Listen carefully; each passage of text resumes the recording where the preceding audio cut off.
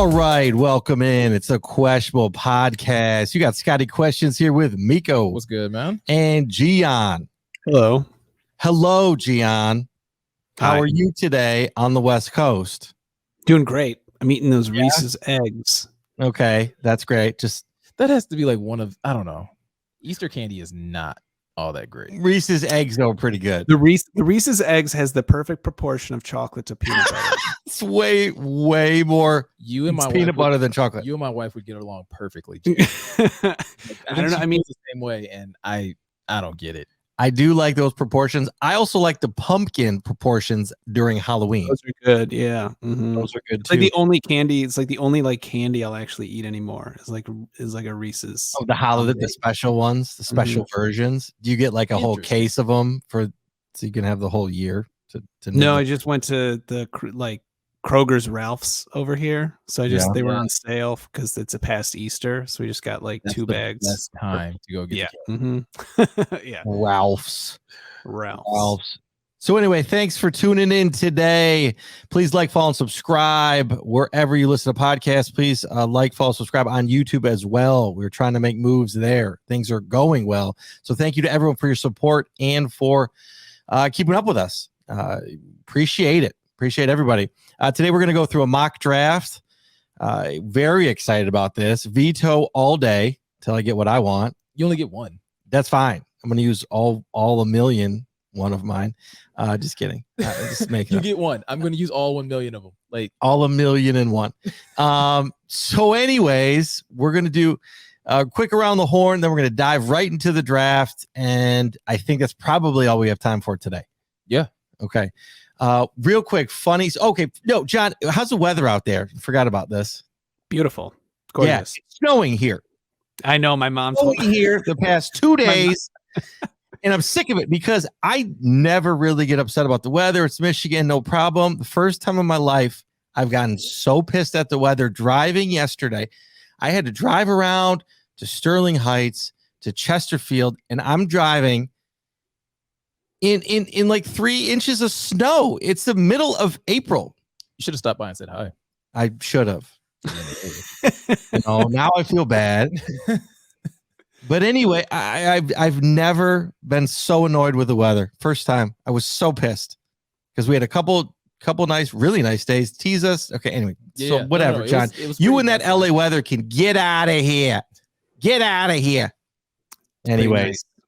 And then second funny story is a quick story about real quick. Just wanted to tell you guys.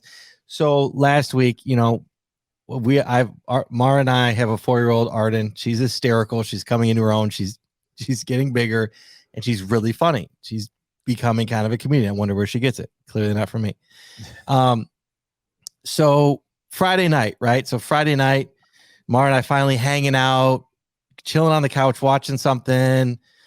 Typically Arden comes down maybe late at night, 2-3 in the morning, right?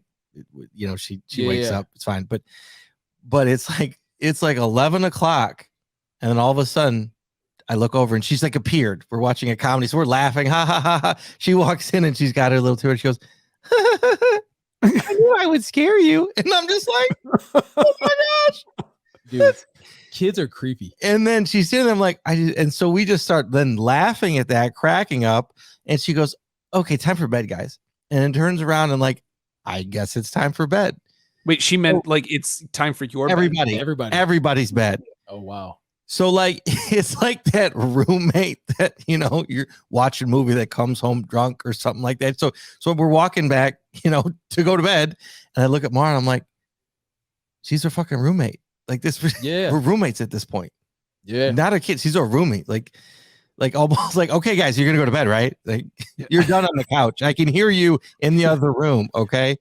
I got an early morning phone call, and I got work tomorrow, guys. Tone it down. Stop the beer pong. I haven't played that in years. Anyway, I thought you guys get a kick out of that. That was to me. That's typical. I have a 10-year-old and a 5-year-old, and that 3 to 4-year-old time frame is where they start doing creepy stuff like that, where they just appear. You never heard them make a sound, and it's just never. It's just like you just feel someone like in your presence, and you look over and it's them standing with like their favorite toy just like in a chokehold, staring at you, staring holes in you, and it's like, what's wrong? I had a bad dream.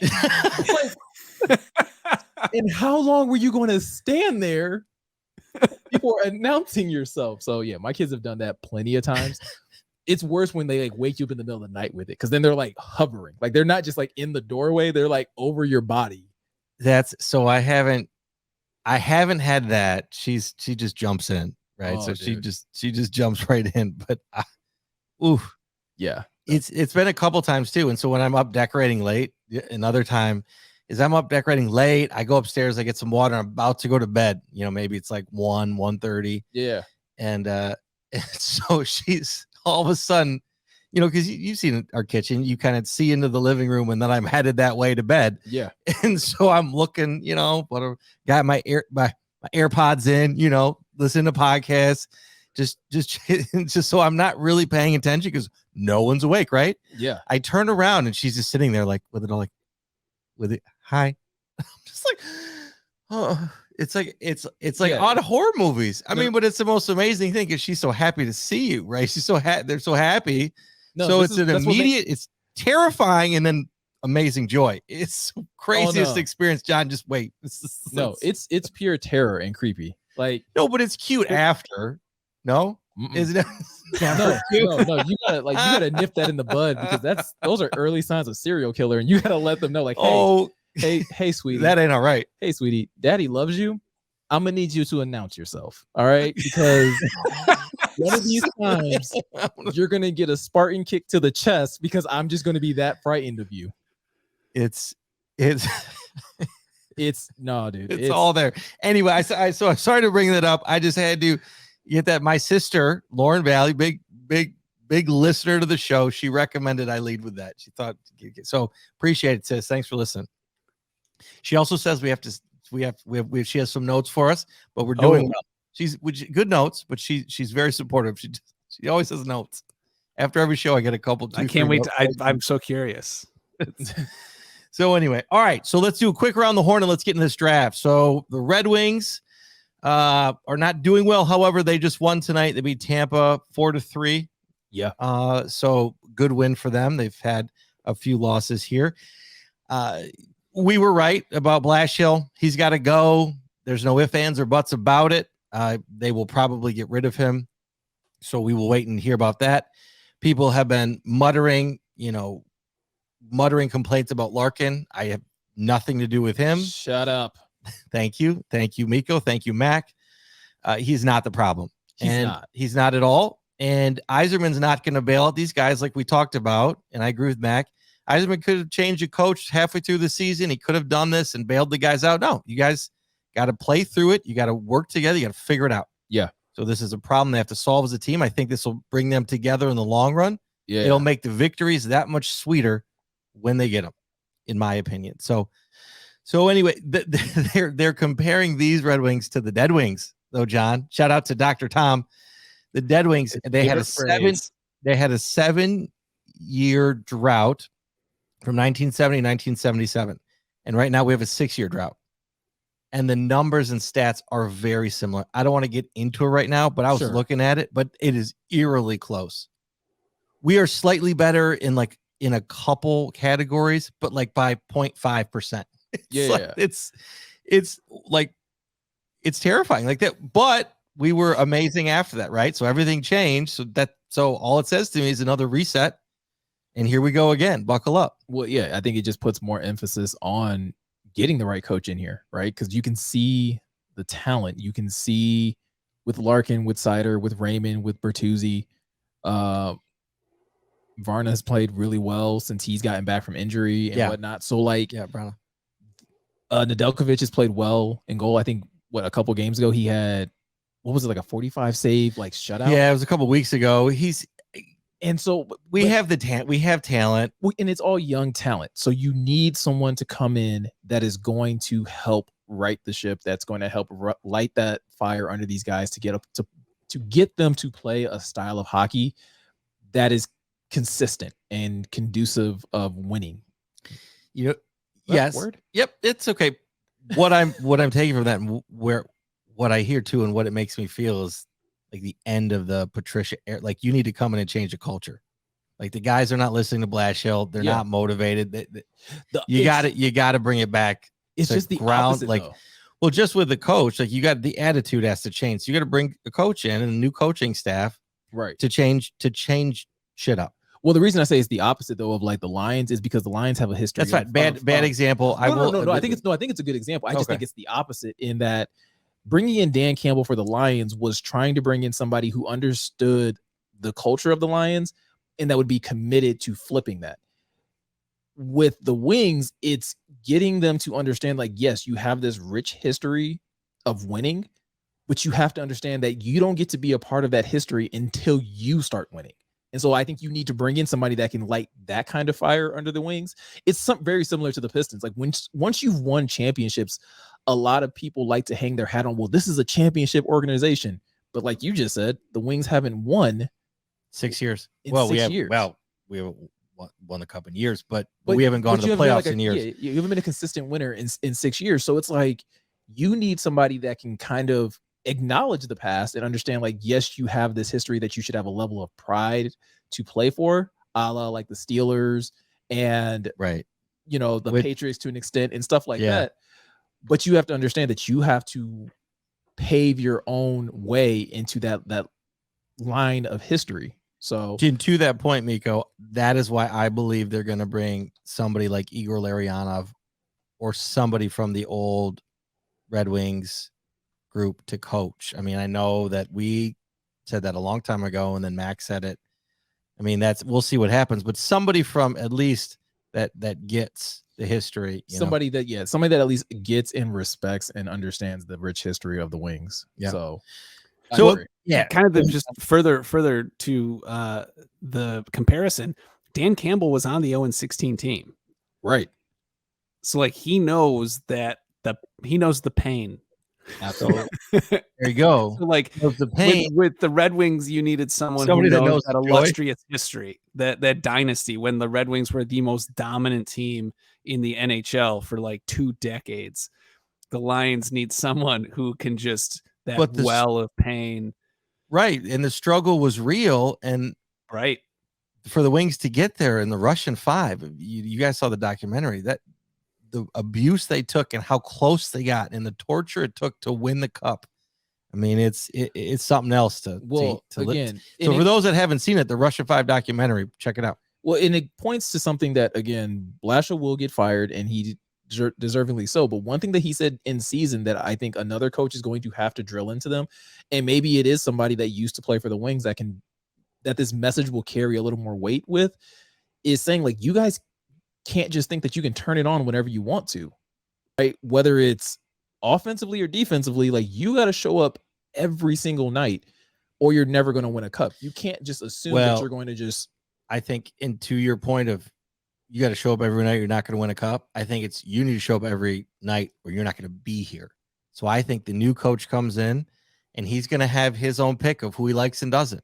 And that will change. We have the staples that we will have, right? Sure. Yzerman's saving bags of money for Sider. He's saving bags of money for Raymond, right? He's got money set aside. And to D-Mac's point, he had a good point. Like, Yzerman will pay the guys that deserve it. He's not going to pay you if you don't, and you're not going to be here. And so I think he's waiting for the next coach to come in, figure out how they want to play as a team. Mm-hmm. And if that is somebody like Igor Larionov, right, will they play, like, who knows what they'll do. But at the end of the day, I think the next coach is going to decide who he wants to keep and who he doesn't. And I think their parts and pieces will move. And some big pieces too, maybe, that just don't work in this team. I mean, I could see someone like a Bertuzzi being moved just because maybe with him not getting vaccinated, it's everyone's decision, but maybe he's not a team player. We don't know. We're not in the locker room. And I'm just saying this as just speculating as an example. I'm not meaning anything by this. I'm just purely as an example. Sure. But even if you just wanted to look at it as value, right? Like Bertuzzi would probably net you more back just because of his correct, like his talent level as a player. So right, and you can sometimes you're gonna have to deal somebody just because of what they can potentially bring back. So all in all, I agree with you. I think with Blashill out, all attention turns to like who is going to be the replacement, who is going to be the new person that leads this team, and can that person reignite a fire under these guys so that they show up on a night in, night out basis and compete. I can't wait to see who it is, and they will, because they're going to have to move players to do it too. So you can count on trading some players and losing some players. Yeah. So that's interesting. And then we lost Larkin. He's out for the season with core surgery, so we wish him a speedy recovery. I thought he had a good season overall. I thought he did his darndest, and I appreciate him. And I have more respect for him after this season than I have any other season so far. So I always question Larkin a little bit on his leadership, but this year to me proved it. So I think he acquitted himself well in how he decided, or not how he decided, but how he played this season. Yep. So having said that, the Tigers, I don't know if they won tonight. No, they lost. They lost. Okay. 4-2. Okay. All right. Okay. So, anyway, Casey got injured, elbow sprain. So we'll see. Casey, is it Mize? Yeah. So he got injured, elbow sprain. It could be bad, right? What we're hearing, like, it's not just a sprain. They're being really cautious about it. I mean, anytime you hear, from my understanding, anytime you hear elbow like issues in baseball, especially with pitchers, like the first thought that a lot of people have is Tommy John surgery. And that's you're out for the year. You're out for the year. It's, from what I hear, it's better than it used to be. So like there's a good possibility that he could get the surgery and then come back and like not really lose a ton. Right. It's just it would suck because he's still a young guy, first overall pick, and to lose him for a year would be a huge blow to this team. Well, injuries already. That's not a great way to start the season. Nothing we can control, just not great. So real quick, we lost 2 of the 3 to the Red Sox. Not great, but then we won 2 out of the 3 games against the Royals. The Royals are always pretty decent, so that was good to see. And the Yankees series started tonight, which we lost 0-1. They played close though. They were okay. They were within, a run going into like the top of the 8th. Gave up another run, so then it became 4-2, and just struggled at the plate. Okay. All right. Well, good luck, Tigers, on the next 2 games. Hopefully we can win the 2 out of the 3. I don't know, but we will see, and I will look forward to watching that. So having said that, let's start with the mock draft.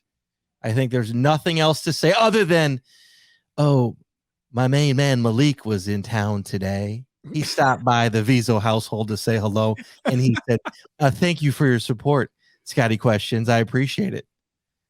So, yeah.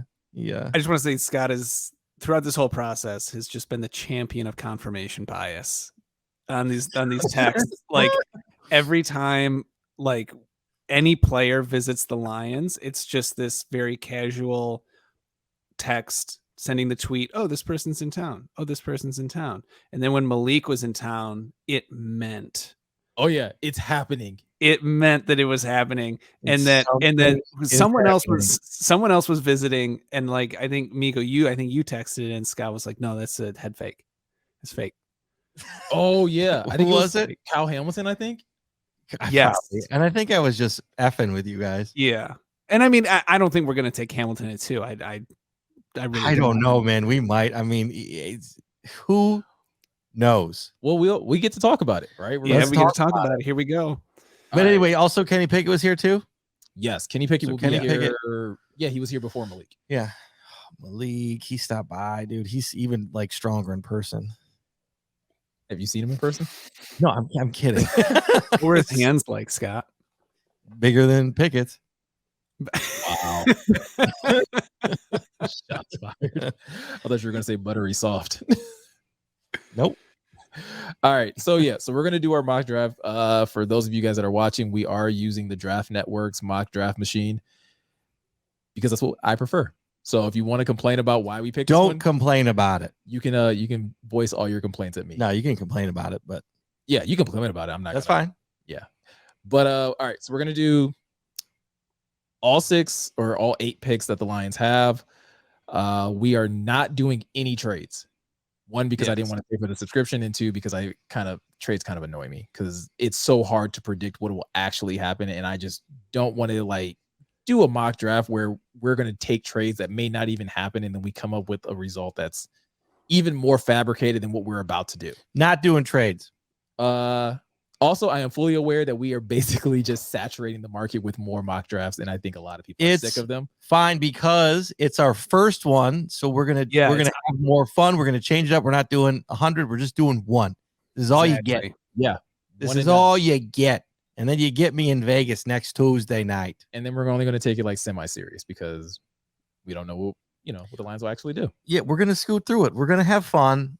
But we're gonna have fun, and we're gonna figure out. We're gonna do it the way in which we think the Lions will do it. Yep. All right, so let's kick things off. Let's roll. So let's go start draft. All right, so Aiden Hutchinson goes first.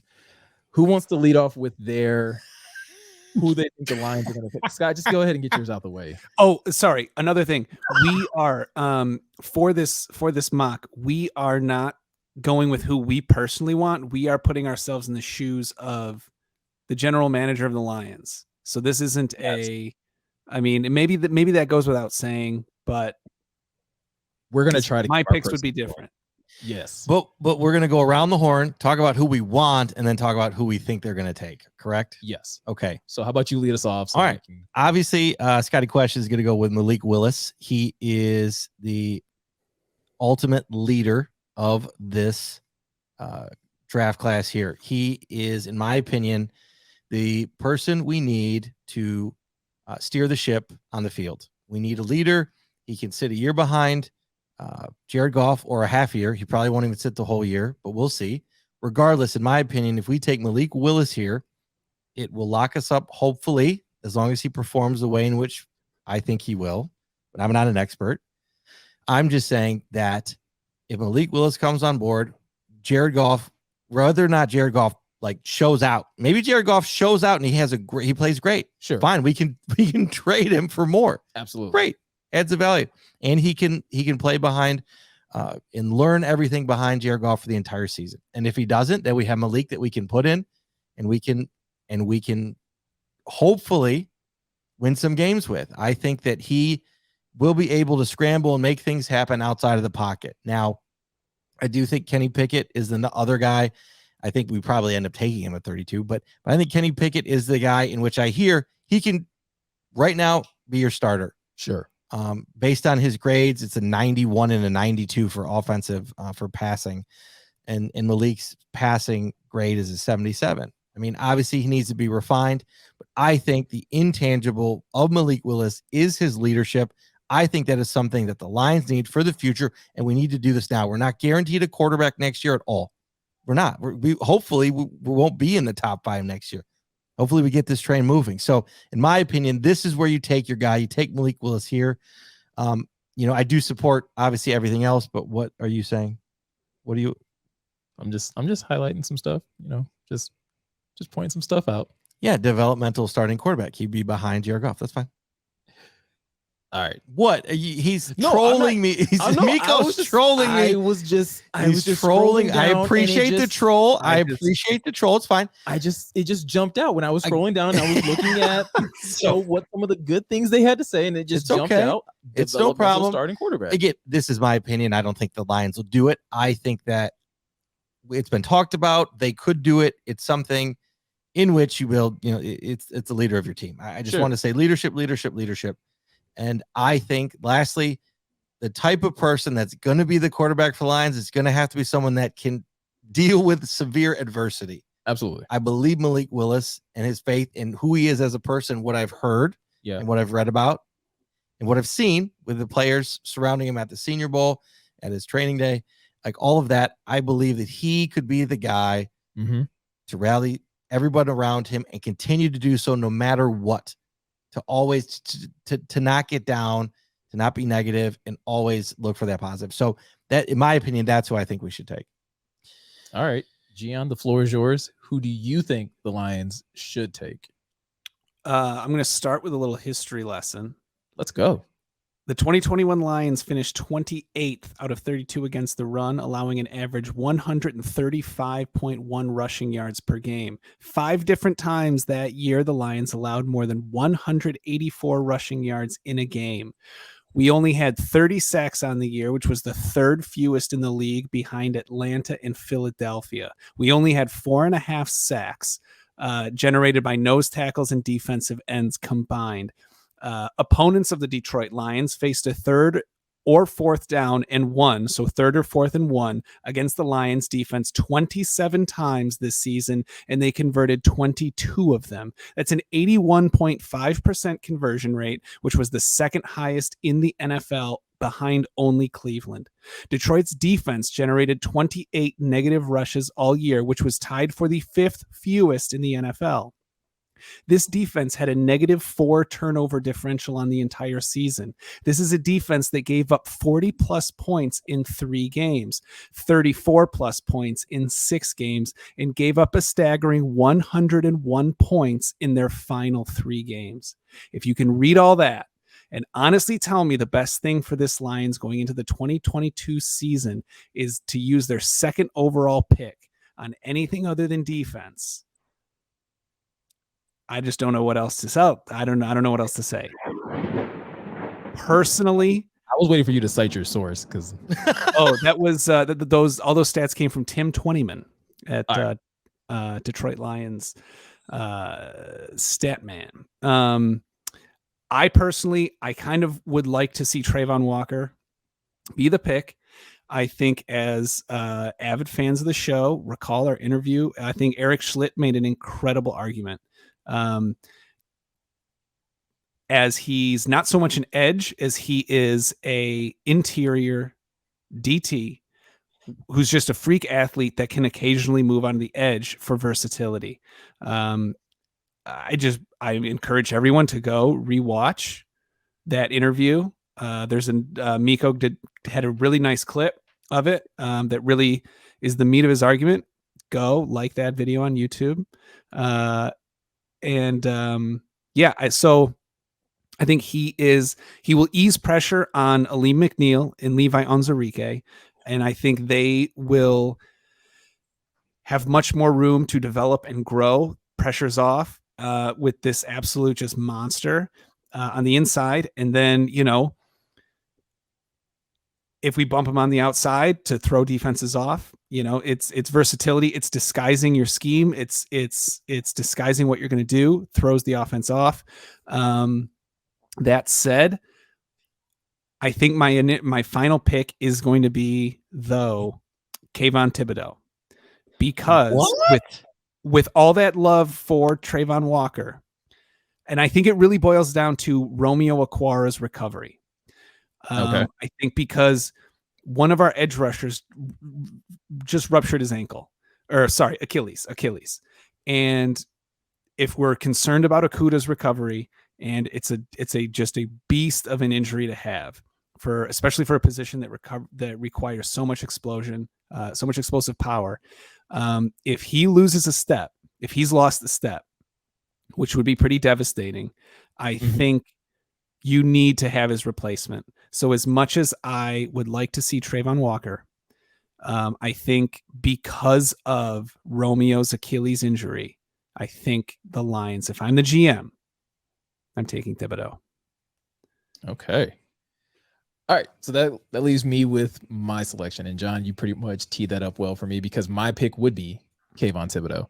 If it were up to me, it would be Kayvon Thibodeaux, because I believe Kayvon has the entire skill set necessary to pretty much give the Lions what they need. They need speed off the edge. They need a guy who can get to the quarterback. He does that in spades. I believe he has more pass rush moves than he's been given credit for. I believe that he also has a higher IQ than he's been given credit for. So even if he is maybe lacking a move or two, I believe he has the type of understanding of his game and what he needs to be able to get better at, to be put in position to where he'll go into off seasons and literally try to add to his toolbox of pass rush moves and become a more efficient pass rusher. I feel like some people have also pointed out that he's maybe not a great defender against the run. I believe that's being overblown. I don't think he's maybe as good as maybe Travon Walker is, and he may not be as good as Aiden Hutchinson is. But if I remember correctly, Kayvon Thibodeaux is still a quality run defender. Watching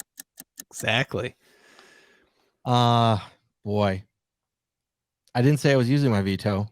I'm trying to, yeah. We're trying to get an answer out of you. Yeah, but that's what I would. That's what I would do. I mean, again, I would take Willis, but yeah, but it's not about you. I know what you think the Lions will do. What really swaying me towards Walker is what John sent of the guys that have been the most correct about the Lions draft and the reasons why, and that to me really resonates. And it depends on if Dan Campbell likes Thibodeaux or not, right? Like there's something there. Sure. And I believe that, people are reporting that he likes him. It's fine. Or like, no, like somebody in the front office didn't really like him, but it doesn't matter. The guys are going to take her. They're take. That's why I'm leaning towards Walker. I think they take Walker. Are you going to use your veto or not? I mean, I don't know. I mean, if you use your veto, I'm happy to go with Walker. I mean, same. Like I'm not against it. I believe that they would go Kayvon. I think Kayvon. I feel like Travon Walker is a bit of a risky pick. Like he's all athlete, and to me, the thing with drafting guys that are pure athleticism is, in a sense of like a Romeo Okwara or even better yet, a Ziggy Ansah. Right? Ziggy came out of BYU, was all athlete, was all size, was all measurable. Yeah, I remember that, and he was great until he had an injury, until he started like tacking on injuries, and you saw it just keep ticking away at his skill set because he didn't have a collection of pass rush moves. He hadn't been playing football long enough for him to develop that. And like, so that's my kind of concern with Travon Walker is like, can he develop it? Maybe, but what if he doesn't? That's a kind of the same situation that David Ojabo is about to find himself in. David Ojabo was somebody that was considered a freak athlete. He probably has a few more pass rush moves than Travon Walker. But now that he's had an Achilles injury, like he's really going to have to come in here and be a technician because who knows how much that's going to take away from him. Okay. All right. So I think I know what I think. Okay. That's fine. So if we go, Walker or Thibodeaux, I'm fine with either. I think they pick Walker, but I'm okay by taking Thibodeaux. That's fine. I mean, depending on who go. Okay, this just depends on, and why I'm okay with not using my veto. And this is my reasoning is because I would be taking then Pickett at our next pick. Oh, if he stays, I would use my veto there to. I mean, to force us to try to pick. Yeah, Pickett. That's right. But that's where I'm going here. So that's my thought process. So we're going Kayvon. That's fine. We'll go Kayvon. All right. Okay. So consensus. Pro pick. The Detroit Lions select Kayvon. Oh, Panthers got Malik. And so Pickett's gone. Pickett's gone at 16. Yeah. That's why you got to take Malik at 2. Oh, Dax. If you're in the I really don't like the Packers getting Karlaftis. They've gotten some other picks and some other mocks that I've run that I have been less favorable of. Treylon Burks has been one that I've been super like, no. Who did Minnesota get? Because there's been a couple mocks where Minnesota got. Okay, I'll take that. There were a couple mocks where like Minnesota was getting Jordan Davis, and I was like, oh God, no. Oh yeah, no thanks. So much. Okay, so here we are, pick 32. Okay, let's run it back the other way. Meko, you want to go first? Sure, I'll go first. If this is me at this pick, I'm taking Nakobe Dean. This is pretty much like signed, sealed, delivered for me. The Lions need more long-term solutions at linebacker, and Nakobe Dean has some questions about his size, right? He's only 5'11.5", but when you watch this kid play, like, dude just gets to the football. And he reminds me a little bit of Roquan Smith, who, if I remember correctly, Roquan Smith coming out of Georgia as well had questions about his size because he was only, I believe, 6 feet tall, like 6 feet even. So Nakobe Dean is only a half inch shorter, and Roquan Smith has been lights out for the Bears since he was drafted. So if you're the Lions, you need long-term solutions at linebacker. I don't see why you wouldn't get a guy like Nakobe Dean who has the athleticism to play downhill like you want. He has shown the ability to drop in coverage. Again, just played on one of the best defenses in college football, period. So if it's me, yeah, it's Nakobe Dean. I think he's somebody that could be your long-term solution at linebacker after, you decide to part ways with Alex Anzalone.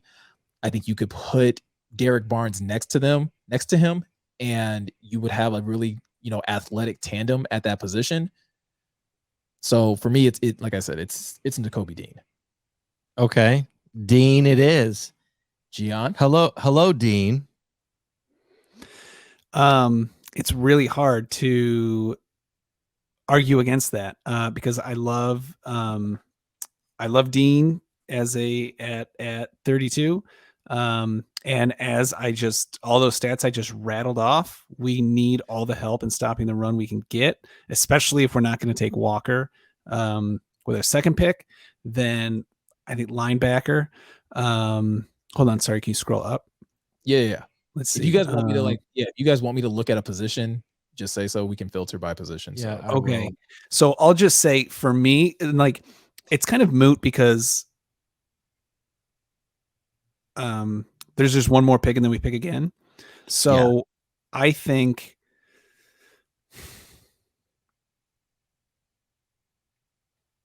I'd have to say, knowing that we're going to pick the pick after next.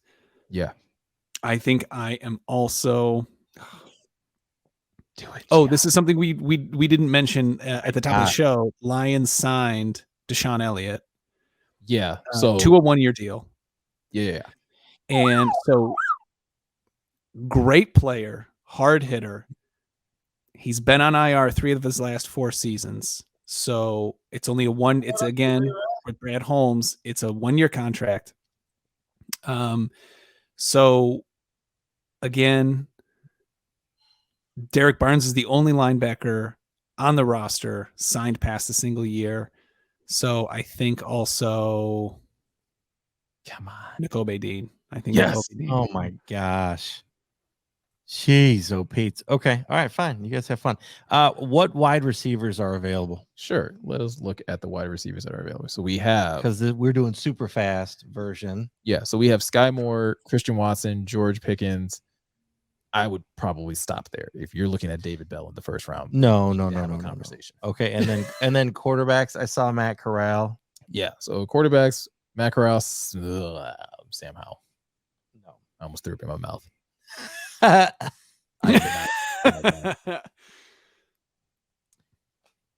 Okay, so who did London go to? I feel like London went early. Yeah, I know. I'm curious. Yeah. Eagles at 15. Okay, so can we just slowly scroll through that? I'm sorry. No, you're listeners. Good. We're scrolling through. I'm trying to see where we're landing. Okay. They went. Okay. Olave. Desmond Ridder going to 20 I thought, to the Steelers wouldn't be a bad pick for them. Yeah. Okay. Jordan Davis to the Ravens would be such a Ravens pick. I would love it for them.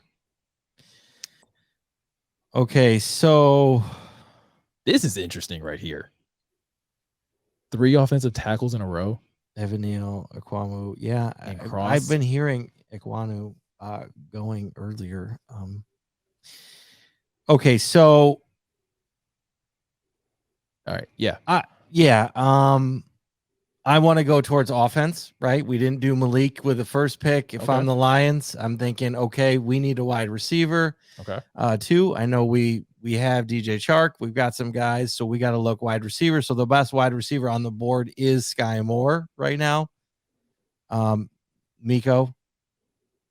Let's look at Sky Moore here. He's ranked Sky Moore. I mean, so Sky Moore 91 offensive grade. I mean, that's his offensive grade on PFF. 5'9" though, sub 6 foot receiver. Yeah, but everybody's on this whole Cooper Kupp situation and how he's being so successful. I'm not saying Sky Moore is Cooper Kupp, but Cooper Kupp is like at least still 6 foot, right? Like, isn't he like 6'1"? Is he? Yeah, I think Cooper Kupp is still at least like 6'1". So who's after Sky Moore that we have up there? We also have Christian Watson out of North Dakota State, 6'4" receiver. Had an amazing combine. I believe his RAS card was a perfect 10 or very close to a perfect 10. Oh, Chris. Yeah. Okay. So freak athlete. at the wide receiver position. The only knock that I've heard about Christian Watson is that he does have like a couple drops, right? He does have an issue with. Who is this? Christian Watson. He has a higher drop percentage than Eric Ebron. He's at 13.3%. Yeah. So there's been some concerns about that. Well, I hate that. And Cooper Kupp is 6'2". Oh, thanks, Sean. Yeah. Oh, Cooper Kupp is 6'2"? Yeah. Yeah. So yeah, I figured he was a little bit taller than that. My gosh. Okay, so if that's what we're picking for wide receivers, I don't love it. Quarterback, Matt Corral. I don't know that I love that either. Okay. So I might have to agree with you guys. And yes. Well, because it's my whole draft. I mean, really, I should have, and that's the thing. And I think this is what, as we've been talking about. Yeah. If you don't, you gotta get your guys when you get your guys, right? Well, yeah, I think if a guy like Nakobe Dean falls to you, you have to take him. You kind of have to take him. But and also on top of that, in another way of meaning is, if the Lions want an offensive guy, they got to take him at 2. If they want Malik, or if they want I mean, they're obviously going to know more than I know. Sure. And they'll know probably who falls, but you never know, right? All of this could change with the first 5 picks. 7 picks in the draft. This all changes. I want to talk about your wide receiver take though, because I'm not opposed. I wouldn't be opposed to taking a wide receiver at 32. I feel it just wouldn't be the 2 guys that we talked about. I agree. That's why I'm hesitating and just want to see where Drake went. Not that we would get him, but no. Yes, I mean, I would still take George Pickens at 32. And I know it's a bit of a reach based off of where, the Football Network kind of has him ranked, but George Pickens to me is like the X receiver that the Lions need, right? He has great speed. I believe he ran a 4.4 at the combine. He has great size, great toughness. He's a guy that if they wanted a receiver and they wanted for some reason, or not for some reason, if they wanted to get the 5th-year option, because what we're seeing now in the NFL is this new wave of receivers getting paid a lot of money. Granted, George Pickens will still have to perform. Right. But guys are getting paid. You're hearing about guys like Deebo Samuel, AJ Brown, Terry McLaurin, all getting ready to sit out of offseason workouts because they had 4-year deals because they weren't first-round draft picks, so teams don't get to exercise that 5th-year option, and they want to get paid now. And that's a tough position to get put in when you have guys like Devontae Adams getting paid nearly $25 million, or Tyreek Hill getting paid close to $25 million. Right. Yeah. So taking a receiver at 32 wouldn't be the craziest thing if you're worried about the long-term payday. Right. But I would just pick Sky Moore based on his name, right? We talked about how much I love names. So I would just go straight Sky Moore. Easy, done. But no, I appreciate, Meko, your breakdown of Pickens. But I mean, again, if this was me, I would want to take a wide receiver here. We still need that. I mean, we have DJ Chark. These guys are getting injured, but we still have Khalif Raymond. We're going to have to replace Khalif Raymond. I believe so. Right? We're going to have to. No disrespect to Khalif or anybody. Again, there's no disrespect to anybody, but I think we're going to have to replace it as this team grows, and hopefully one of these guys. So of these 3 guys, obviously I want Sky Moore because of his name, but Meko, in your opinion, George Pickens would be the best pick here? In my opinion, for what the Lions need. Because I trust you here in the research you've been doing. I believe that George Pickens would be the perfect fit for what this team needs. Then I would do that. My pick, Scott, would be George Pickens. Talking receiver here. I'm talking attitude. I think Pickens, I think they would love Pickens. Yeah.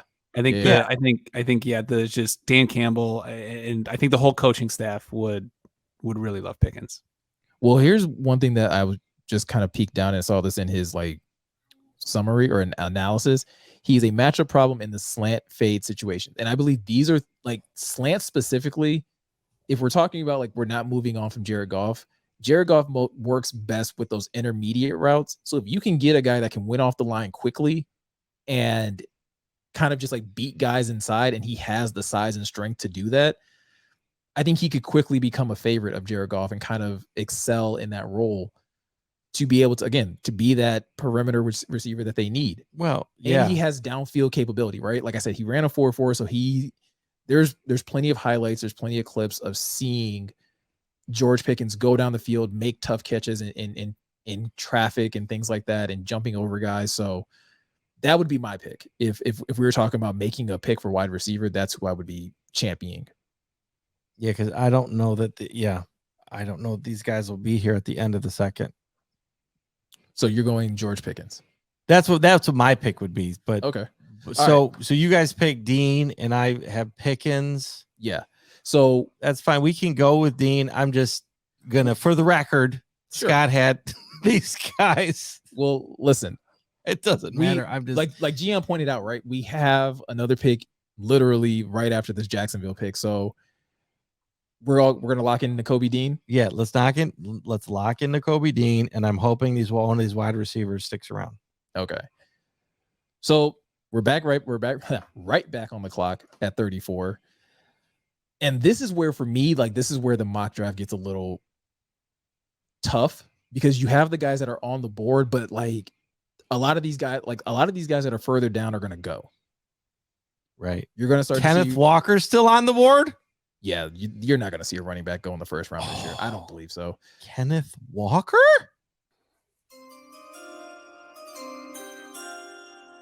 Okay. We have pick 34 here. Yeah. I think we can kind of make this. Well, I feel like this one, John's going to be kind of on the fence, because he said he wanted to take Winfrey. Yeah, I was all aboard. I was all aboard Winfrey. I was bummed to see Jacksonville. So this makes me. But if you scroll down, Scott, I think I saw DeMarvin Leal. Yeah. Oh, he's still available. That's my pick. DeMarvin Leal. Love the name. I'm in.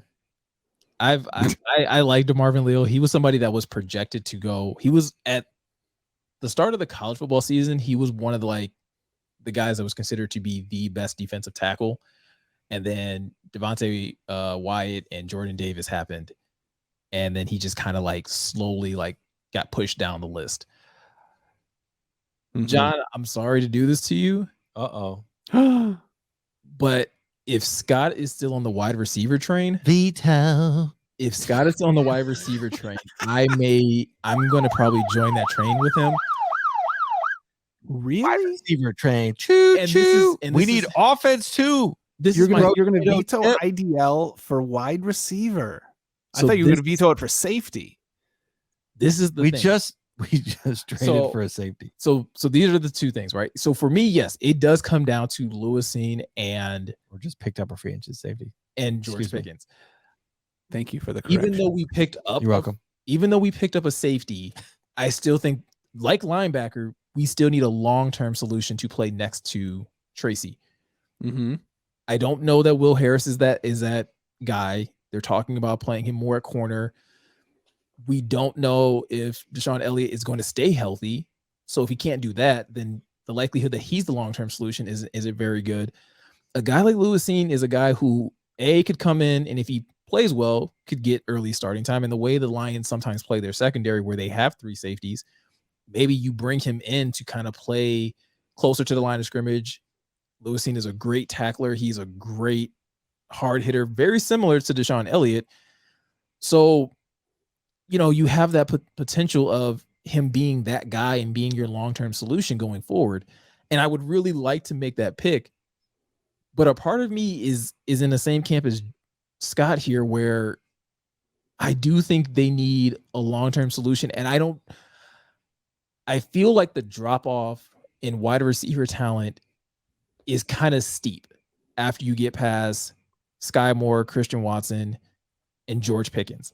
I feel like once you get out of those guys, because I think like those three guys could all be considered as like fringe tier 1 guys. And then I think everything after that is tier 2. And we can argue whether those tier 2 guys are that much worse. I have a question. How would real quick, John, how would Amon-Ra St. Brown fit into this group of these three that we have right here as the top 3 before the drop off? And that's a loaded question. We probably don't know. I'm just curious as to where he fit, because we took him in the 4th. Correct. Sure. Exactly. The thing with Amon-Ra. Exactly. The thing with Amon-Ra is this. Well, John, you can say exactly. However, you also got to acknowledge the fact that Brad Holmes had to be like restrained from trading up to get Jamar Chase. Like he wanted Jamar Chase, which would have been interesting. So he knew the power of a high profile receiver. It just so happened that once, like, he was pretty much like Jamar Chase or nothing, and then pretty much was like, okay, we're going to take Amon-Ra St. Brown later. I think if he feels the same way about any of these three guys, you got to take him. I feel like you kind of got to take him because I still don't. Okay, so who are we taking? Let's decide on who we're taking. I'm with Scott here with George Pickens. Oh man, no. See, I would accept a veto. The pick is in. So this was my thing. I would accept a veto for safety, and I'd be fine with it. A veto for wide receiver. Yeah. Oh, it's not a veto. It's just me just agreeing with Scott. So basically, I'm pitching it as a veto, John. It's still the same. Okay. Just because Brad Holmes found Cooper Kupp in the 4th, he found Van Jefferson in the 4th, and he found Amon-Ra St. Brown in the 4th. Like, this is a guy who hits on mid-round wide receivers consistently. Right. And we are not him. Brad Holmes. But I'm saying, like, I'm not him. We don't know what he knows, though. That's what I'm saying. So are you saying that you want to use your veto? Are you going to veto us trying to take a wide receiver at 34? Is that officially the pick now? Well, because it's 2-1. Right.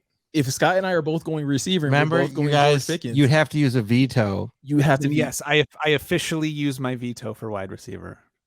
All right. Okay. Okay. Yeah. I'll respect it. See, it's tough to make a veto, John. See, I was thinking of a veto right off the bat, but you're like, okay, well. But no, I respect that veto. And with that being said, I will switch my pick to Lewisine. Okay. I can live with that. That would be the guy that I would want a little more than DeMarvin Leal. I see where you're going with DeMarvin Leal. I love Lewisine. Dude is just, I love safeties. Like, and so the fact that we could get a hard hitting, like, we haven't had that since Quandre left. And I just want a dude that is going to make people think twice before they cross the middle. So real quick, I just want to go through then what we've picked. An edge rusher. We've picked it. Oh yeah. So if you want to see what we've currently picked, yes. Right. I want to see all of our, okay. So we have edge and we have linebacker. Right. And now a safety. If we will, it sounds like, that's what it is. Well, John has to agree and you have to agree. If you want to agree with John on defensive tackle, then we end up taking DeMarvin Leal.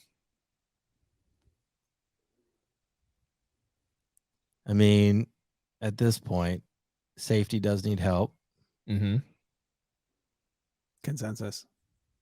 Yeah. Like I said, I can 100% live. Spreads it out. I love Scene. I love him too. And he's a great pick. All right. So I'm locking that's it in. That's fine. Lock it in. I don't agree with any of this draft, but this is amazing. No, this is the worst draft ever.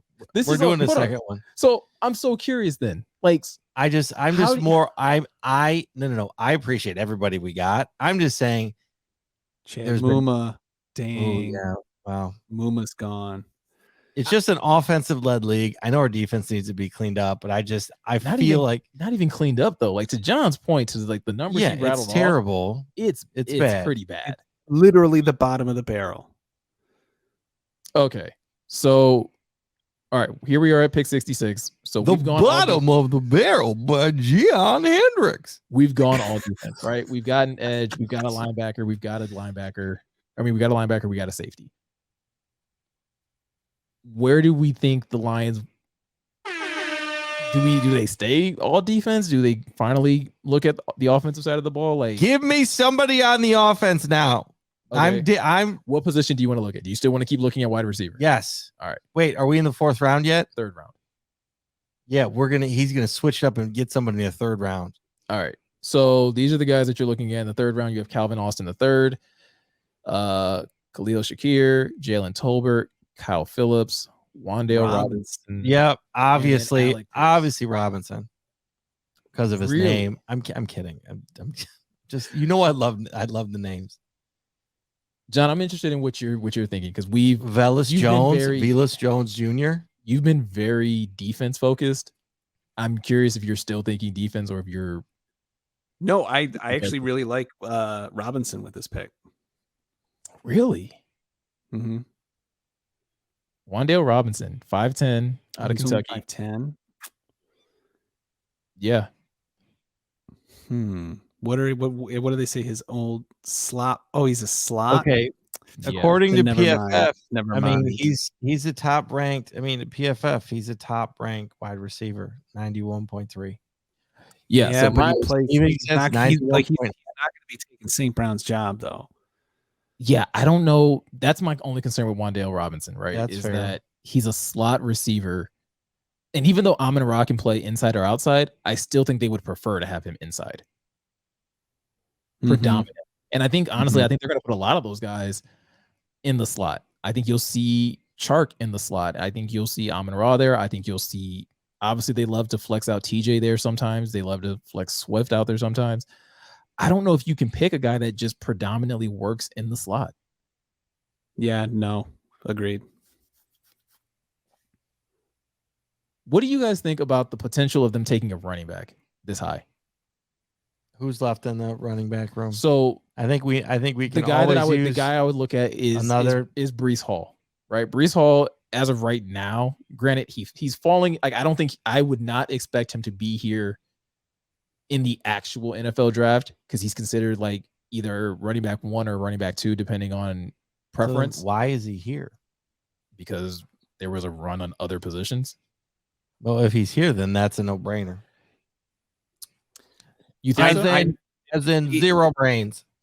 Admittedly, I know nothing about the running backs of this class. So that's what I'm saying. I'm not asking you to speak towards him specifically, but just the idea of taking a running back in the 3rd round. Would you be against the idea of Brad Holmes potentially taking a running back?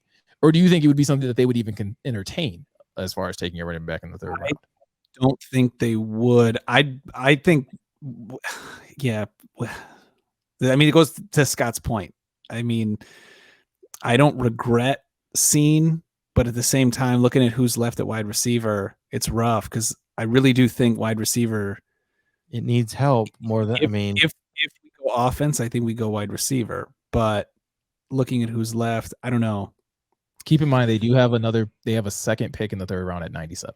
So do we think Breece Hall's going to, yeah. So, okay. So let's look. So top 2. All right, let's look at our top 2 running backs and top 2 wide receivers of who's left right now. So you have Breece Hall and Isaiah Spiller. I'm looking at the halfbacks right now as your top 2 running backs if you wanted to go running back here.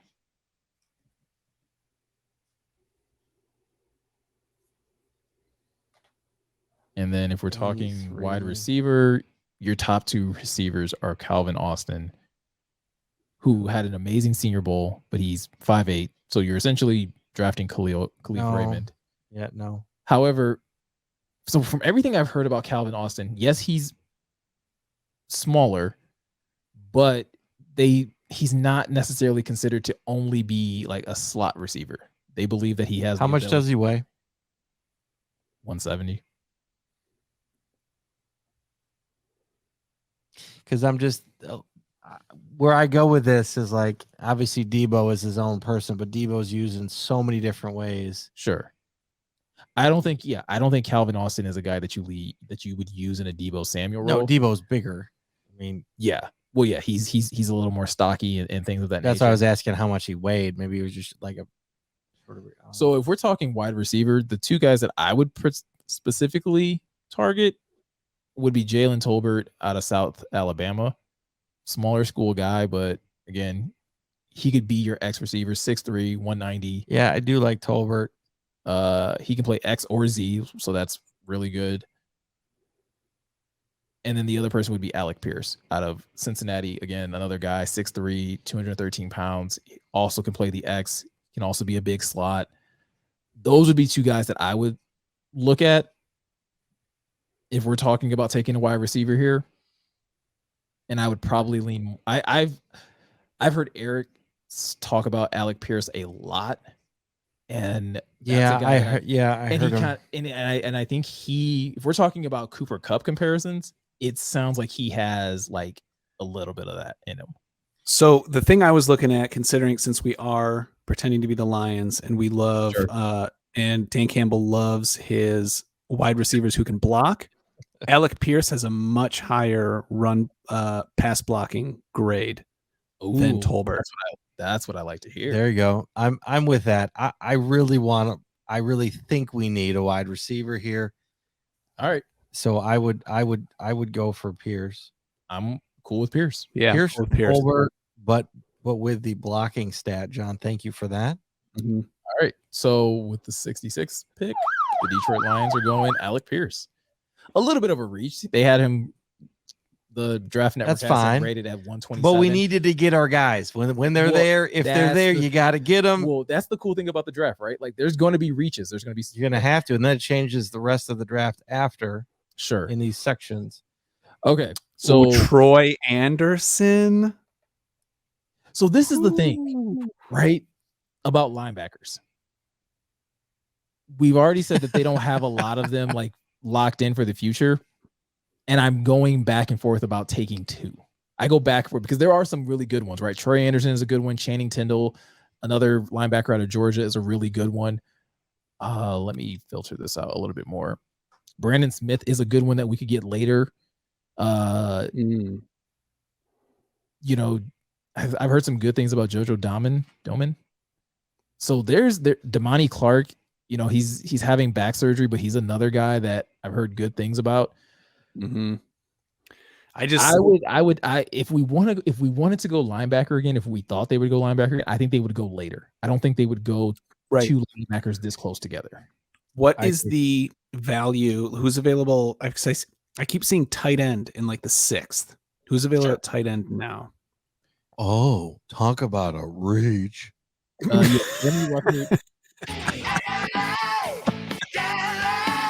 You have Jeremy Ruckert out of Ohio State, and then Jelani Woods would probably be the two guys that I would probably consider here if the Lions were okay.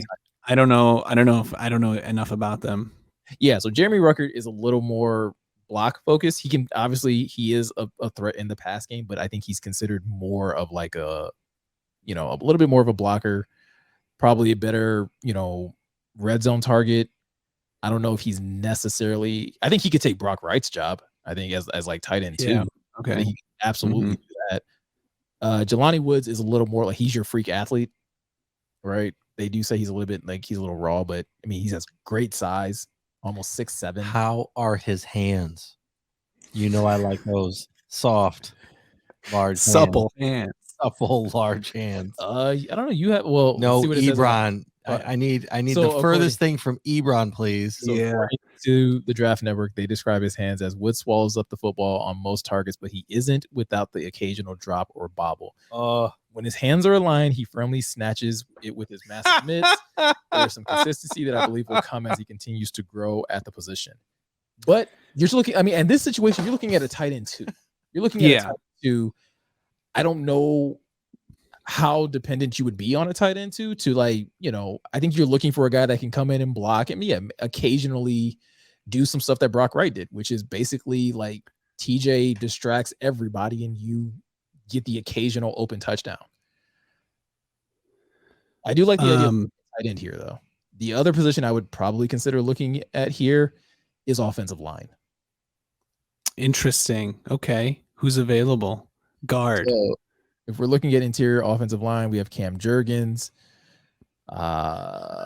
Spencer Burford. Talk about soft hands. Alec Where I was going with it. I knew. We grew up together. I think. Mind meld. I believe Cam Jurgens is the guy. Did you get the Ghostbusters? No, I left them. I believe Cam Jurgens I brought the turtles. Was highlighted at the combine. Okay. Interesting tidbit about him was like he makes his own jerky or something like that. Oh, he'd get along with Frank Ragnow.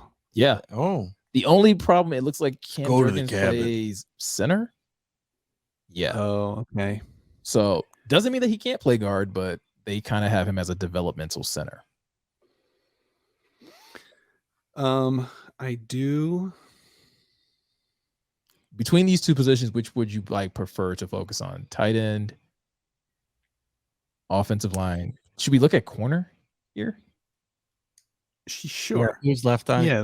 Let's do our diligence here. Ooh, Kobe Bryant is still there. Oh well, when was Kobe going? What round was he going in? Wasn't he going in the Kobe's third? probably going to go in like the fourth, fifth round. Okay. Can you just search by like BPA? Yeah, instead of like by position for all of them, you mean? Yeah, so that's kind of what this is. Okay. I mean, Troy Anderson's right there, but JoJo Doman sold. I also wouldn't like hate going edge again either. Wouldn't mind going wide receiver again too, back to back. So then Scott's draft would have been quarterback, wide receiver, linebacker, wide receiver. That's the thing. Like any defensive pick that we've made, like I don't like it. Yes. No. Yeah. I'm not into it. Okay. Flash. All right. I So like we got to I like here. Flashy picks.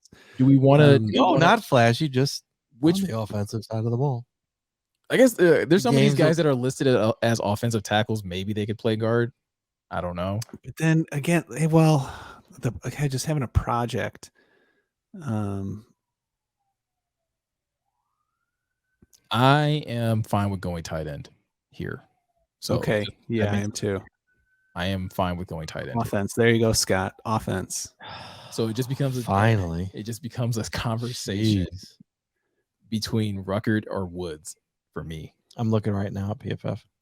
So something about me kind of likes the idea of getting more athletic. Which one's bigger? Yeah, Jelani Woods by far. I mean, Ruckert is graded at like 59. Jeez. Yeah, and Woods is graded at a 77. So, I mean, just on those and his receiving, like blocking, I mean, Woods based on numbers. Sure. So, and then what's the size? He's 260. Yeah, almost 6'6". Yeah. Although it says Jeremy Ruckert's the much better run blocker. Yeah, he is. So that's what I'm saying. So I would land here. If it was, again, if this was us, we are not read into a lot of things, but from what we know, sure. I like this right now. So we're talking Jelani Woods? Yeah. That's what we're talking about, right? I mean, that's who I'm all in on. Yeah, that's who we're talking about. Out of Virginia. Yeah. John was bringing up Jeremy Ruckert as far as like being a better run blocker.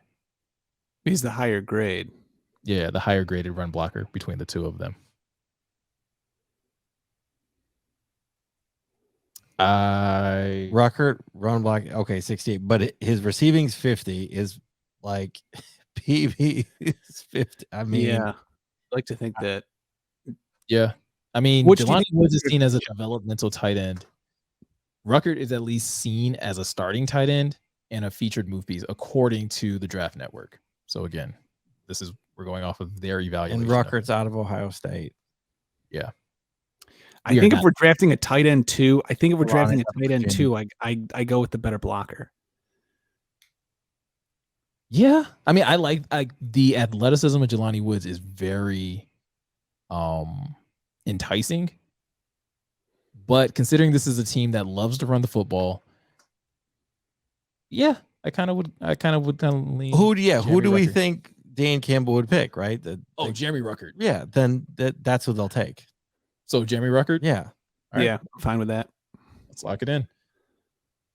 All right. So we now basically have a while before we pick again because the Lions don't have a pick in the 4th and they don't have a pick in the 5th. This is what our draft looks like as of right now. We went Kayvon Thibodeaux at 2, Nakobe Dean at 32, Lewis Seen, Alec Pierce, and now Jeremy Ruckert at 97. I think if this was the draft, I'd be happy with it. We've addressed a couple needs. We've gotten some top tier talent.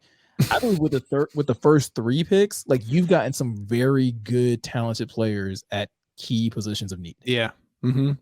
Key positions of need. Yep. We're gonna talk about Scott's offensive like thought process. Fetish? It's not a fetish.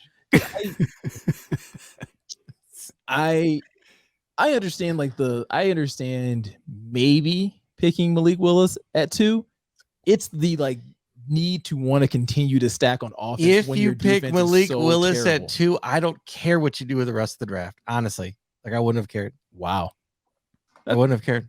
Okay, I should have used my veto, but they're not. I don't know that they're. I really. You would have vetoed, but we would have probably just picked Travon Walker. I mean, there we go. See, there you've heard it here first. Scotty Questions. Oh yeah, I would have absolutely been like, I can't do it.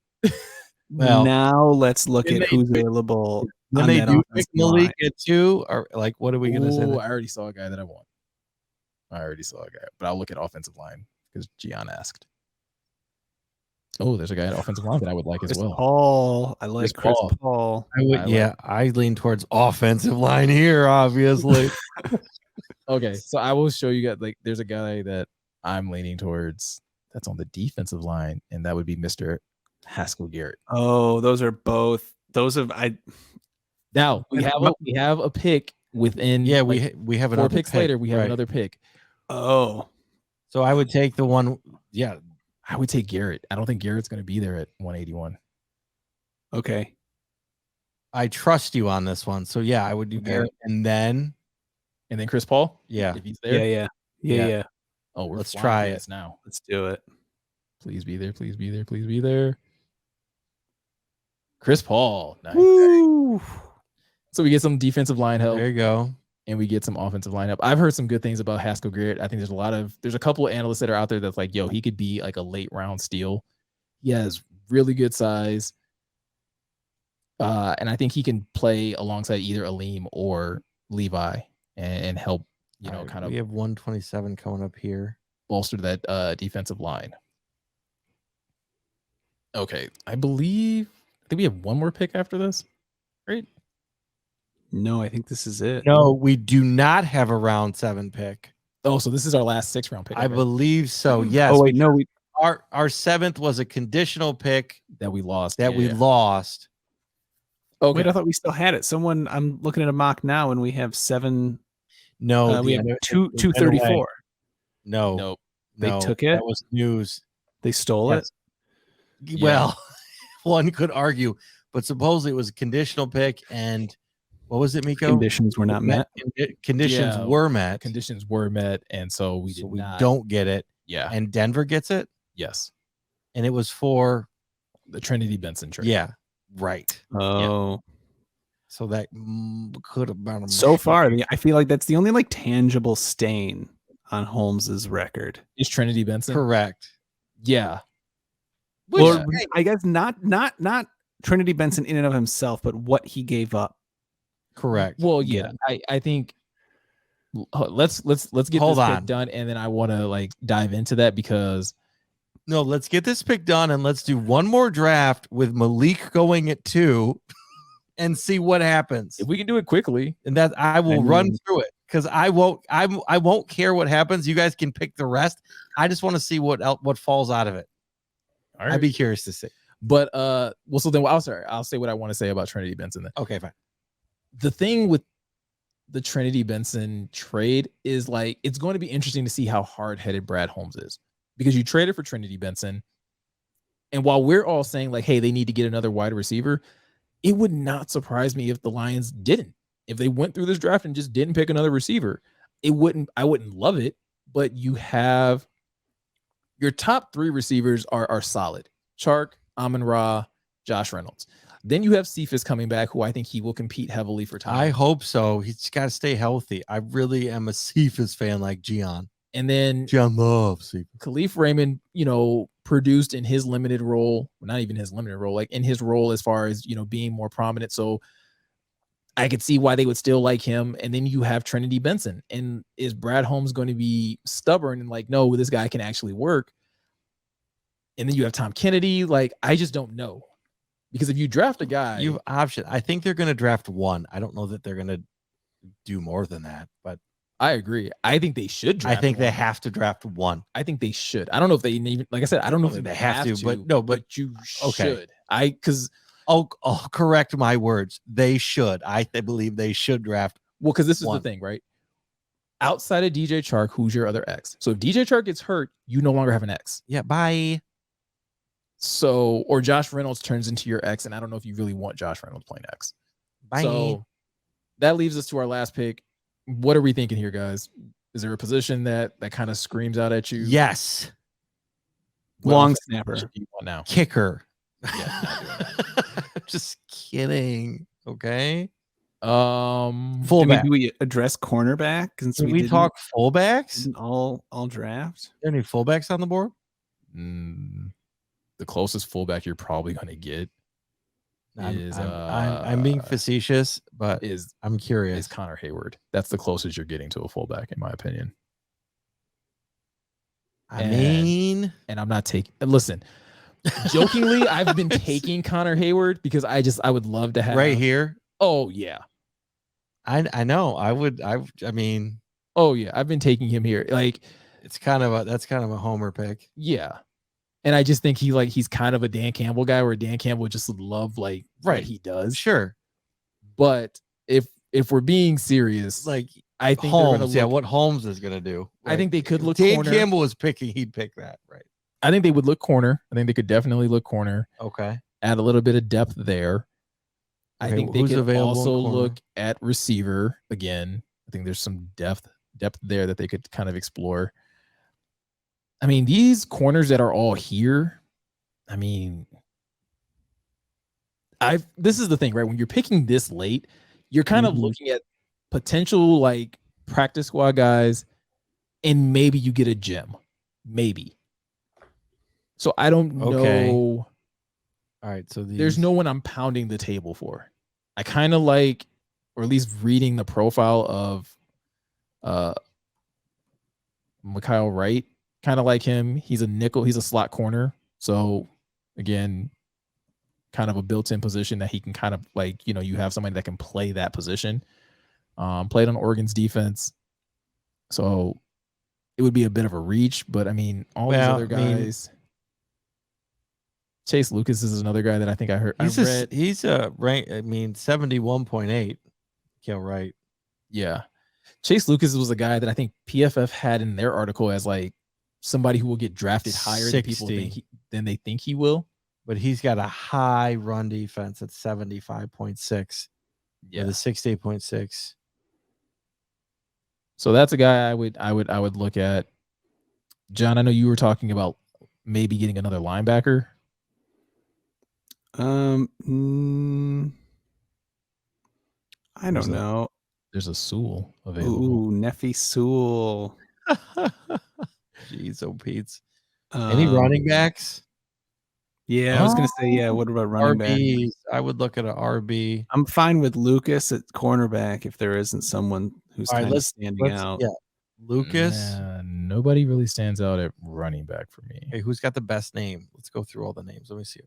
Well, if you're looking at best names, Zonovan Knight's pretty great. Bubba Bolden. Stop it. Bolden.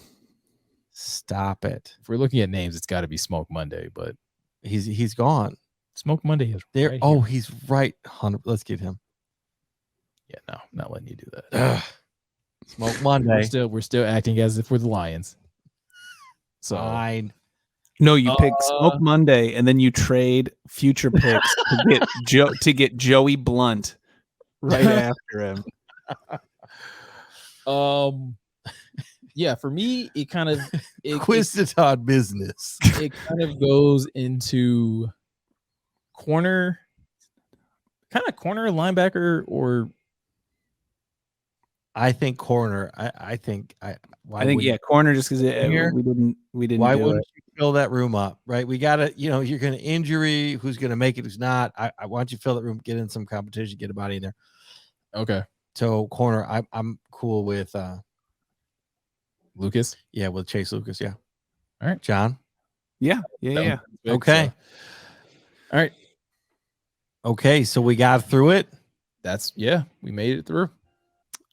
You know what, guys? I would be I'd be okay. I'd be happy. Yeah. I would have lost interest by that last pick because I wouldn't have had a dog in the fight. But this is the thing that's going to be super interesting about when the draft actually happens, is that somebody's going to somebody that nobody expected to fall is going to have a ridiculous fall. And sure, us being ridiculous fans are going to be sitting there screaming in the 6th round, like, "Oh, pick that guy. Yeah. He's not supposed to be there." I will say, like, I think my favorite part is the back-to-back Haskell Garrett, Chris Paul.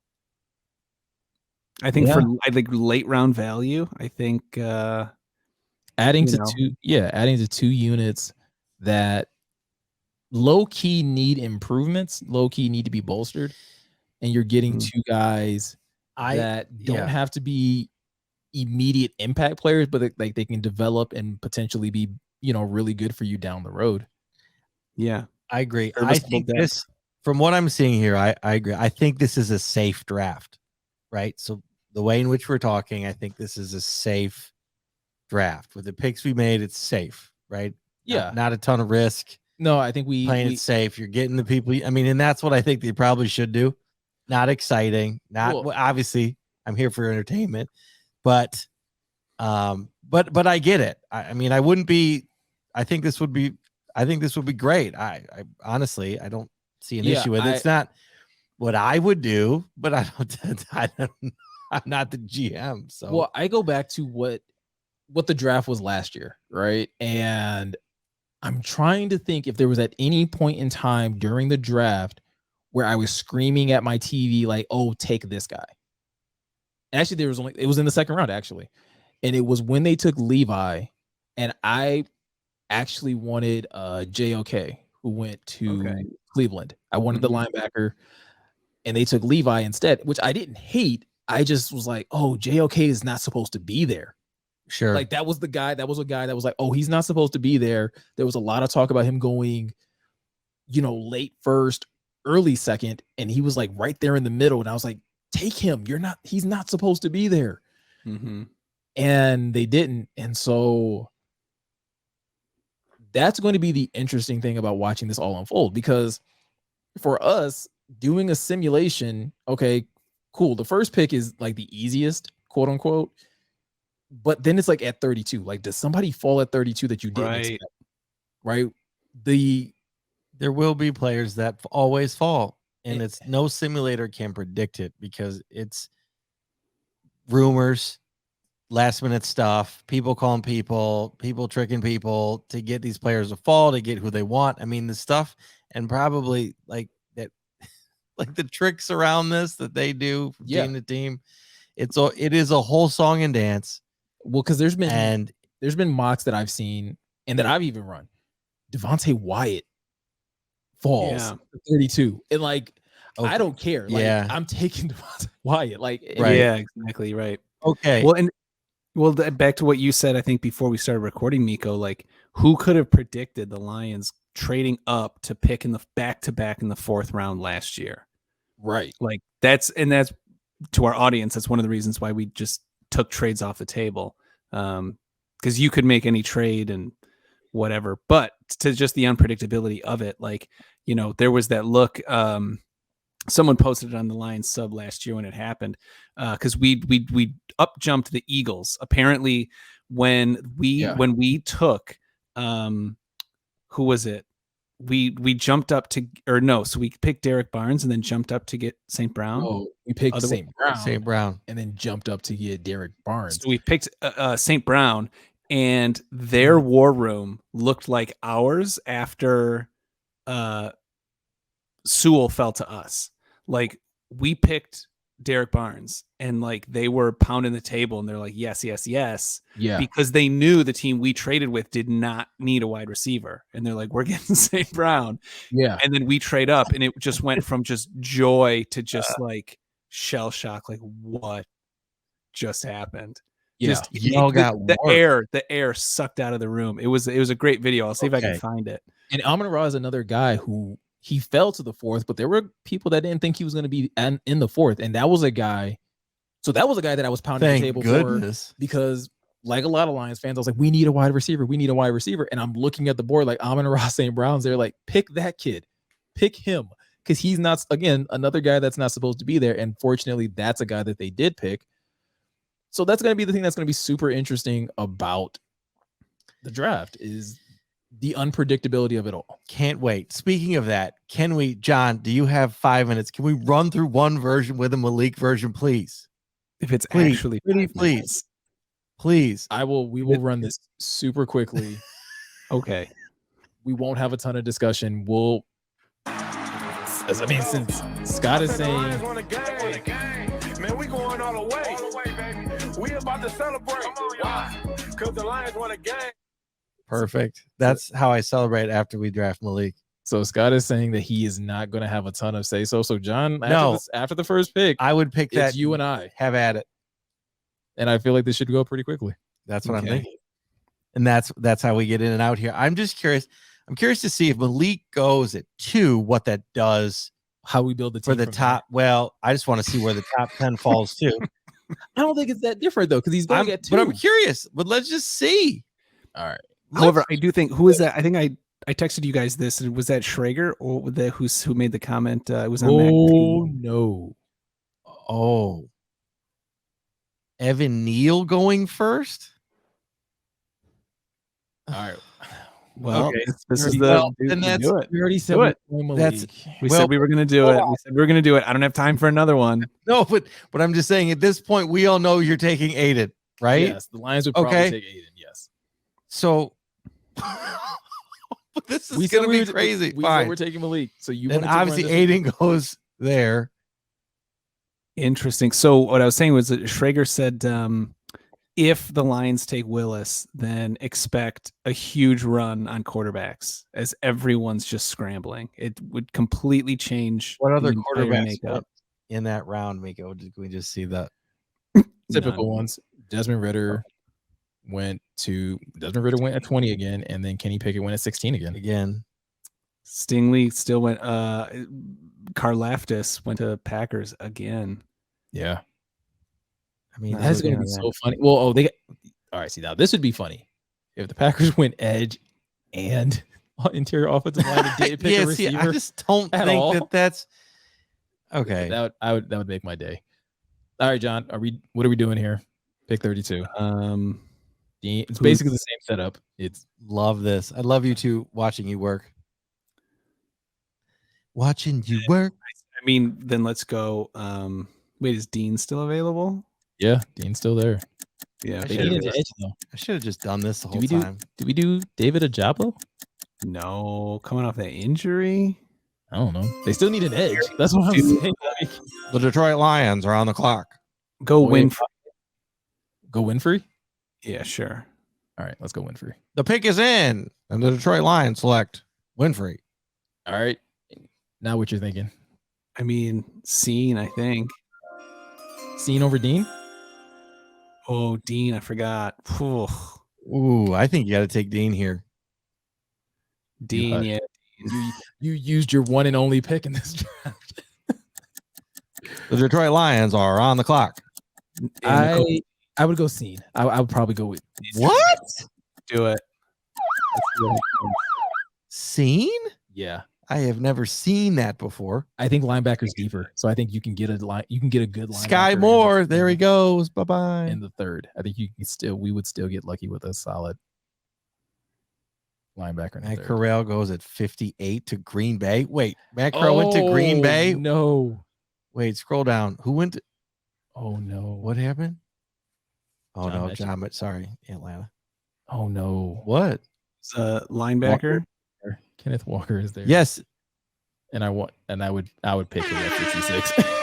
Kenneth Walker 100%. I would pick Kenneth Walker at 66. Yes, because yeah. Let's see who's available at 97 if Chanel. See, this draft is so much more offensive, exciting already. It's offensive, I think. Oh, some people say it's offensive. Probably, but it's entertaining AF. I'm having fun. Channing Tatum, what? Channing Tindall.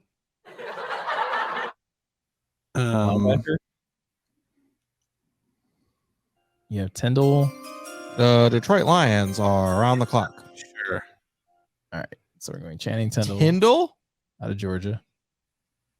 Tyndall Swindle? No? Documentary? Anybody watch it? Willis, Winfrey, Scene. Walker. Love it. This draft. Absolutely hate this draft. You hate this one? I would. Yeah. Oh my god. I would. I'm not a huge fan of Eagles. I would be confused. I'd be like, what the hell is he doing? So he's clearly not going to do this. That's all I wanted to see, right? So if he does, I mean, part of this is also because we're just flying through it, and like, we're just like we're not even like putting up a fight over picks. Who the hell's available at edge? Because they still need one. God, this is the problem with not going edge early, right?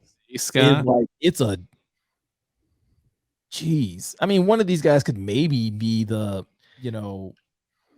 Max Crosby of the draft, but like I wouldn't bank on it. Is he related to Tua Tagovailoa? Yeah, I think they're like cousins or something. Okay. I'm not, and like I'm pretty sure. Yeah. Boy. Wide receiver? I don't know. Asko Garrett? No, we already took a defensive tackle. Yeah, it's available at wide receiver. Oh man. Yeah, I do not like this at all. Oh my god, this is horrible. Justin Ross. God, see what happens? Do you see what happens, Scott? Hey, that's why I wanted to do this. I said, let's take him at 2 and see what happens. And this looks shady. So clearly, but again, Charleston Rambo, because we put up a lot, and we are rushing through it. But Rambo, yes, please. Rambo, obviously.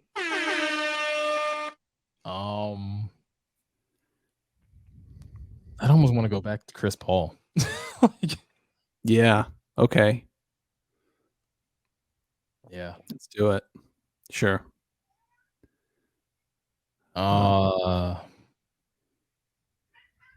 This is gross. What are the top picks right now? Just overall in general. Is that McKinley is kind of nice. I would like that pick. I think he can play nickel. Oh, let's do it. Let's do it, huh? Let's do it. I mean, if you're not going to get name that movie, pass rusher, Ninja Turtles. If you're not going to get a pass rusher, you might as well just like stock up on DBs. Yeah, because the Matt Patricia system worked out so well. Why not recreate wide receiver? Look, let's just take Jeffrey Gunter because he's best edge available, and just get the hell out of here. Okay, yeah, Jeffrey Gunter. Now I'll be fair. I won't even blame all of this on taking Malik at 1. I will put partial of the blame on me taking Kenneth Walker at 66. Yes, right. But do you take Kenneth Walker? Value is amazing. I mean, if he's there, you have to think about it. DeAndre Swift hasn't played a full season since he was drafted. Jamal didn't play a full season last year either. Now, if Kenneth Walker's, that's what I'm saying is like running back is something that we have to think about. Yeah, but Craig Reynolds and Buking filled in really well. And the other guy they took in the 6th or 7th round last year. Sure. The question would be though is would you believe that Kenneth Walker could be better than both of those guys? Do you think Kenneth Walker could come in and be better than both Jamar Jefferson and Craig Reynolds? No, when like so many of those guys are still on the board. But that's like but you could get like potentially running back 1 at pick 66. I think you could take it, and I think Kenneth John's so angry with this. I just gotta go. Be a good compliment to DeAndre. He would be great insurance if you don't want to pay Jamal next year. Yeah, there's a lot of upside if something like that were to happen. I don't think they would do it. Now, I'll also say if we had gone Travon Walker, Kayvon Thibodeaux, or Aiden Hutchinson at 2. I'd be way happier. Oh, taking Kenneth Walker at 66. Yeah. If he's there. And I think that's like I said, that's the only downside is that like you don't get any of those edges, you are screwed. And you're not getting one. Like there's guys like Logan Hall and Cameron but Thomas. You're not like this draft is not a stacked draft, right? The top edge rushers are not You know, there's no Nick Bosa's. There no. Well, the edge rushers aren't deep. I would say they're not like the guys that are at the top are at the top for a reason, and then it's there's a huge gap, and it feels like it's everybody else. That's at least how it looks right now. We'll know once the season plays out and like who really rises to the top and or whatnot. But wow. All right. Well, that was interesting. Thank you guys. I appreciate you. The inaugural. If you guys hate the second draft, you know who to blame. Yeah, Meko and John. Scotty. Meko and John. Scotty, because he made one pick, and those guys picked everything else. So you know who to talk to. Gionne and Meko. Scotty, because he made us put something disgusting out there. Well, I mean, just wanted to see what happened, and you got Kenneth Walker out of that one. Yeah, Kenneth Walker, Winfrey, and Scene is like, that's it. Maybe Chris Paul. Well, everything else is. Well, I kind of wanted to see how it would break out, and we rushed it, for fun. It was for fun, but I believe, like we went through. I think the first draft we did, I think is a safe draft. I think that's probably what they'll do. They'll probably play it safe, which I get, and that's fair. And we need help on the defensive side of the ball. I just hope they grab a wide receiver, and some offensive pieces. Maybe if not, we'll see. But we have to trust Holmes in the process, I think, right at the end of the day. Sure. So anyway, I think that's it, guys, right? Anything else? Yep. No. Let's get out of here. All right. Well, thank you all for staying tuned in. If you did, congrats to getting to the end. That was awesome. Our inaugural mock draft. I will be in Vegas next week. Not sure where. Probably doing this from my hotel room. Yeah. So we should be good. I might have some funny stories already, but I'm really excited for next week. We're at the draft next week. We're going to get answers to our questions. It's almost over. It's almost over every year. So anxious. I'm so anxious because I got to work it too. It's just so much stress. So I'm going to be happy when that's over. But anyway, thank you again for tuning in. Please like, follow, and subscribe wherever you listen to podcasts. Please subscribe, like on YouTube as well. I want to thank my daughter, my wife, my family, the crew, you guys, and everybody who's been listening, tuning in. Please keep those comments coming. Try and keep them positive. If not, we understand, and we will try and listen as well. And what I'd like to do, which I'm throwing out here right now, is I wonder if we could do like call-ins. Like, could people do like voice, like do comments through voice at some point where we get some comments? I have no, like not through YouTube. No. You mean like just like set up like a email comments? I don't know. I know that some like a podcast kind of. I mean, well, you got a voice memo. Anyway, random ideas. Anyway, thanks you guys. Appreciate it. Meko. Yeah, gotta thank my wife, my daughters, you guys, all of you, everyone that has been commenting, subscribing. We appreciate you guys.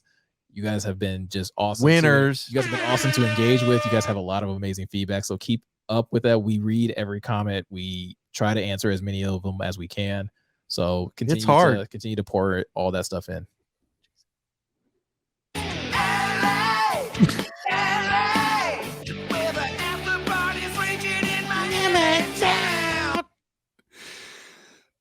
I knew if there was a long enough gap, you'd drop it. No, yeah. Thank you to my my wife. On. What? Ew. Meko said that's what she said. Oh, I didn't even get it. No, thank you to my very patient wife. Totally. Thank you, Rachel. Yeah. And I don't know if anyone's heard it. My cat's yelling at me. It's time to go to bed. So we need to send your Rachel needs to get some really comfy swag. We have to send her some questionable gear, some lounge wear. She'd like that. No. And yes, thank you to everyone. She needs to drive. She was highly suggestive. Like she loves comfy things.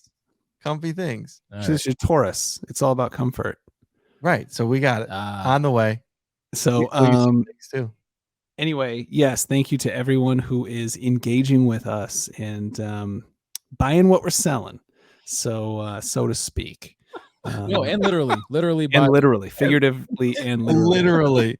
So yeah. Anyway, thanks to everyone, you guys, and yeah. It's great. Awesome. All right, you guys, appreciate it. This is the Questionable Podcast out.